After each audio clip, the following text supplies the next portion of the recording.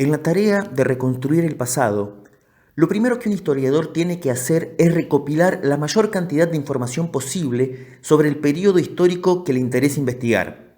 Para ello, se valdrá de información que disponga en bibliotecas o archivos.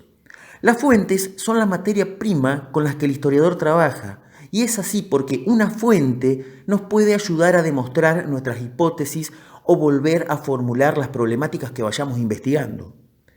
Las fuentes históricas son cualquier testimonio escrito, oral, material, que permita la reconstrucción, el análisis y la interpretación de los acontecimientos históricos.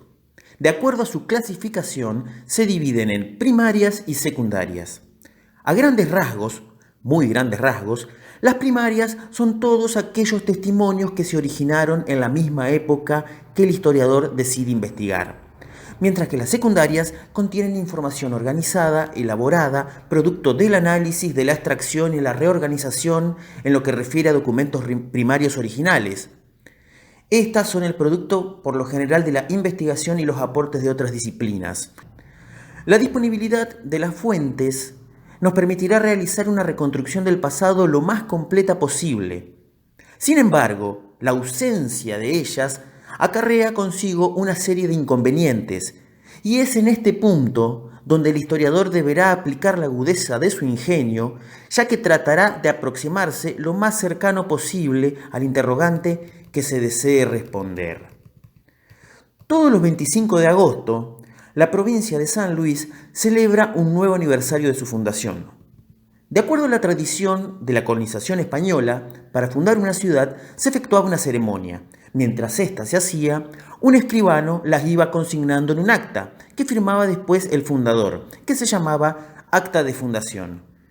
El problema, para el caso de la ciudad de San Luis, es que dicho documento, o sea, fuente, no se encontraba disponible ya que el acta se perdió. Sí, el acta de San Luis se perdió.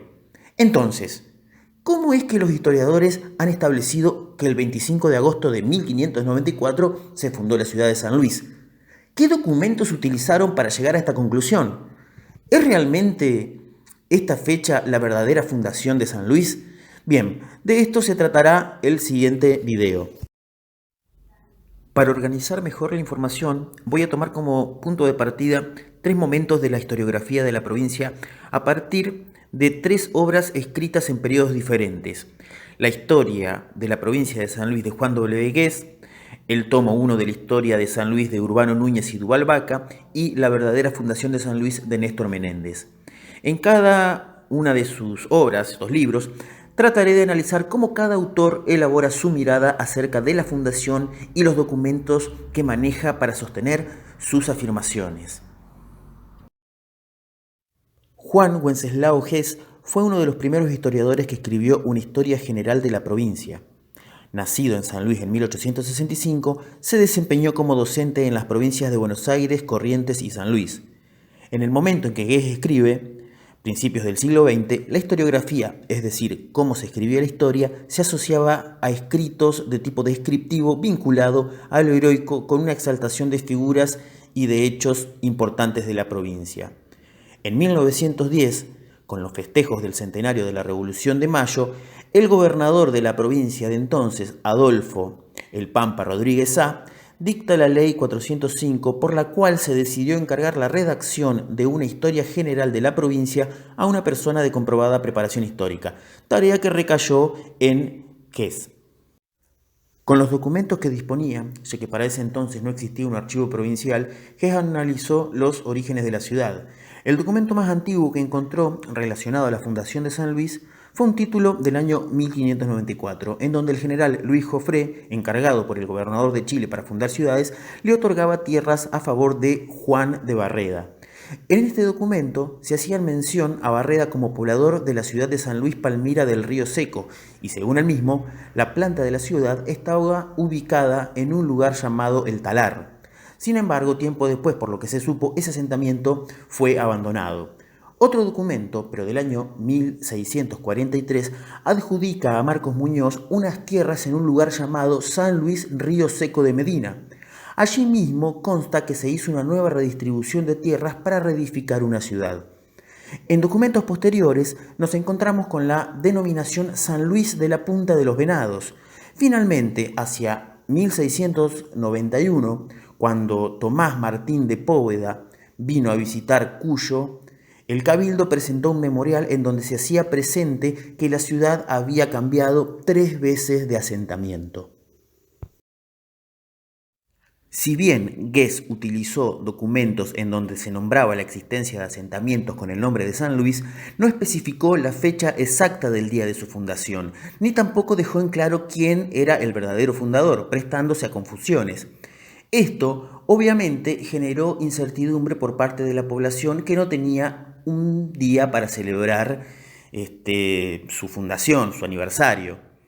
Esto hizo que en el año 1943 el Poder Ejecutivo Provincial designe a una comisión integrada por los profesores Nicolás Jofré, Juan Sá y Gilberto Sosa de Loyola para que determinasen, en base a la documentación obtenida, un veredicto final sobre la fecha. En Historia de San Luis, publicada en el año 1967, los autores Urbano Núñez y Duval Vaca abordan la fundación de San Luis desde el resultado de ese debate. En esta obra ellos adhieren a los resultados que se dan precisamente en este debate, valga la redundancia. Sin embargo, para no ser tan extenso el video, para que no haya tantas confusiones de fechas o documentos, solo expondré las conclusiones. Después de un arduo trabajo de revisión e incorporación de nueva documentación, se concluyó que, visto y considerando que se había perdido el acta de fundación de San Luis, ignorándose el día exacto en el que tuvo lugar, esta se había efectuado en el año 1594, antes del mes de octubre, y era muy probable que la fecha haya sido el 25 de agosto porque es el día del santo patrono del fundador, de nombre Luis. Y como era costumbre en aquel entonces, muchos fundadores le ponían a las ciudades que fundaban el nombre de su santo. Por eso era importante dejar en claro que el fundador era Luis de Jofré y no Oñez de Loyola como se venía diciendo. Estas conclusiones dieron como resultado un decreto en el cual quedaba establecido el 25 de agosto de 1594 como la fundación de San Luis, como dicen por lo generalmente los manuales, y a partir de entonces la provincia tenía un día para celebrar su aniversario. En investigaciones más recientes, el historiador Néstor Menéndez cuestiona que la fundación de San Luis haya sido en el año 1594. Según este autor, la fundación o el fundador deben buscarse señalando a quien se instaló efectivamente en el lugar e hizo lo posible para que este lugar se poblara. Sostiene que desde 1594 los intentos de poblar fracasaron o fueron simulados, ya que quienes lo llevaron a cabo estaban más preocupados o en repartirse y llevarse indígenas para trabajos forzados o en ocupar los mejores lugares de la serranía para la explotación ganadera. No existió un verdadero interés por establecer un núcleo poblacional. Menéndez realizó una nueva investigación en base a un documento que hace un gobernador de Chile al rey de España. Plantea como hipótesis que el gobernador de Chile, ese gobernador, Tomás Martín González de Póveda, es el verdadero fundador de San Luis. Este gobernador de Chile, cuando pasa por la punta, como llamaban a San Luis los españoles, o así se conocía, se encuentra con que había casas despedrigadas a lo largo de la ruta y que no existía un centro urbano. Por lo tanto, el 13 de noviembre de 1691, en conjunto con un grupo de vecinos de San Luis que vivían a lo largo de la ruta, decide trazar un centro urbano que estaba configurado por 25 manzanas. Luego hizo el reparto de los solares, o sea, los lotes donde los vecinos se iban a radicar, y sacó varias disposiciones para ofrecer a las personas chacras y estancias una vez comprobada su radicación. Al irse, siguió vigilando y cuidando de que la ciudad se consolide a través de diferentes impuestos. Ya instalado en Chile, el gobernador envió una carta de comunicación al rey donde le informa todo lo que él hizo en San Luis. Todo este debate presentado a lo largo de este video nos permite ver la complejidad de la reconstrucción de un hecho histórico, en este caso la fundación de la ciudad de San Luis y los problemas que se generaron a partir de la ausencia de un documento fundamental como lo fue su acta de fundación. Como señalamos en un principio, la disponibilidad o ausencia de fuentes facilita o dificulta el trabajo del historiador. Esta ausencia fundamental demostró cómo el ingenio de los historiadores a la hora de analizar los documentos disponibles los arroja a formular hipótesis, a establecer fechas posibles y también cuestionarlas. Y nos permite también entender a nosotros que en la historia no hay juicios absolutos, sino que es una disciplina que se renueva constantemente mientras existan personas que sigan interrogándose sobre el pasado. Bueno, y eso sería básicamente todo. Más adelante voy a seguir subiendo videos. Espero que les haya gustado y hayan entendido algo. Me costó bastante, lo sé, pero bueno, espero que haya sido lo más claro posible. Así que, sin más, me despido. Tengan todos ustedes muy buenas tardes y que la historia los acompañe siempre.